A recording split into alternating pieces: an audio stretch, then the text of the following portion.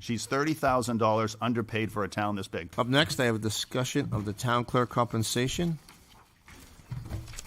Chief? So one of the topics I'd like to discuss with the council is the town clerk compensation. Very important topic. And before we begin, how ironic that the proclamation for the Municipal Clerks Week was this week too. You ladies downstairs perform an amazing job and a function for the entire community, and you all do an amazing job. So thank you very much for that too. We're getting to the end of the fiscal year, and we're getting to the end where employees are getting their reviews. Their reviews or valuations based on merit and COLA, cost of living. In the last several months, the town has gone through negotiations with 5 different union contracts. Those are all going into effect July 1st. Employees in this community that serve, we call them staff, how about that? They're all going to be getting modifications or adjustments to wages, COLAs, cost of living. And there's over 200 employees that get paid by the town of Londonderry. Why I'm bringing this up, because this is a matter of importance. Several months back, maybe 2 months, 10 weeks ago or so, I sat down, or I presented to you folks, or a couple of you, the tax collector pay. We brought that forward, and we took care of that for an employee. The last few weeks, we've been noticing how hard, and when I say we, I'll speak for myself, how hard these employees in this town hall work. I've heard counselors say to me, we need to take care of our employees. We need to treat them right. We need to do the right thing. You heard me say earlier today at the podium when I talked about the importance of hiring the right people for Londonderry. We got to have competitive wages.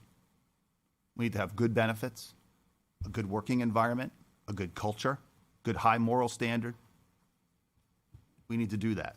If we don't do that, we're going to be the communities that offer and beg and waive sign-on bonuses. We don't do that here. We don't need to do that here. What we need to do is what you folks up there say all the time, is what the department heads try to ensure that we do as employees for our employees. Pay them right, do the right thing, be their advocates, help them strive for success. Couldn't help but notice that when I was looking over some of these things that have had to sign off as of late, the town clerk, Sherry Farrell, hasn't received a COLA almost 3 years. Yep, 3 years. Said to myself, that's crazy. It doesn't make any sense. How does that happen? So I talked to finance and I said, does this make sense to you? He looked at it and said, yeah, it doesn't show anything. Interesting. So New Hampshire law governs this. It says that it's got to be brought to the town to vote. It should be done annually during the budget process. This hasn't been done by the council, or the town manager hasn't addressed it in 2 years. I don't know about you folks, but if my spouse or a coworker wasn't getting a raise in almost 3 years, I'd tell them to look for a new job. However, I would not want that to happen to our town clerk. Our town clerk has worked here for 11 years. You know how many complaints there have been made about our town clerk? 0. It's a pretty good employee. Call it elected all you want. She's an employee. She represents and serves the community members that put her there. I did some homework too. Everyone likes to talk about homework. I was bored one day and I thought, got to take a look at what we need to do to make this right. I'm going to share some facts with you folks. Salem pays their clerk $113,000. Wyndham, $103,000. Merrimack, $91,000. I'll throw some small towns out there. Exeter, $95,000. Wolfboro, $77,000. Auburn, $72,000. Our lovely tax clerk here makes $71,780 a year for the last couple of years. No increase. I still thought that was wrong. I said, this can't be right. We can adjust the pay salary by the annual vehicle that are registered through the town. The town registered 42,595 vehicles. You can adjust the salary based on $2 per registration. That can determine the salary for the town clerk. We don't do that.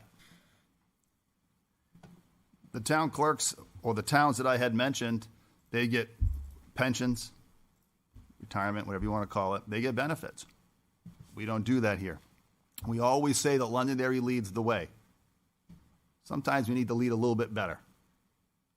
How we let an employee go 2 years without being recognized for a stipend, a pay bump, a COLA, whatever you want to call it, we all, everybody, missed this mark. We missed it. You can't fix it now. None of you can fix it now. I've already inquired. But what we can do is we can propose to make this right come the next budget season.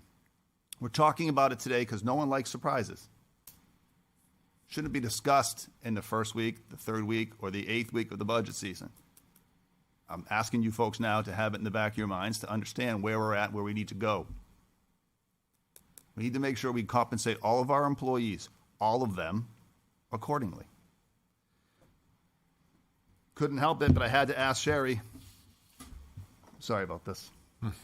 I had to ask her, how come you haven't mentioned for over 2 years about a cost of living, a COLA? Everything else around us has gone up astronomical, and you still haven't asked why. 2 response, and you find me an employee of this town who's going to say this, because I doubt it. 1, because my husband was on the council, I didn't want to draw any attention to it. 2, I didn't want to bother anybody. I didn't think it was that big of a deal. That's a phenomenal employee to put herself before her husband and before others. This is what we have for people that serve in Londonderry. I'm not on a soapbox. Sherry's a great employee.